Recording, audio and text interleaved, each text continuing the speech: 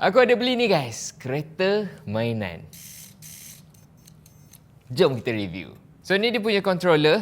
Dekat sini dia ada dia punya button on off. Korang on, dia akan blinking. Lepas tu dekat bahagian bawah kereta ni pun ada juga dia punya button. Korang on and dia akan automatically pairing. Sekarang ni dia dah pairing dah. Tekan dekat sini. Tayar dia akan bergerak. Let's go. Okay, jom. Kalau kau tengok kat situ kan, dia ada lampu kan. Yang tu buka lampu, yang ni tutup lampu. So jom kita buka lampu. Jom ke depan. Ho. Dia boleh reverse juga. Yang ni reverse, yang ni ke depan. Dia boleh corner. Oh, naik. Oh, boleh naik. Wow! Dah jatuh. Kita nak dia drift. Wow!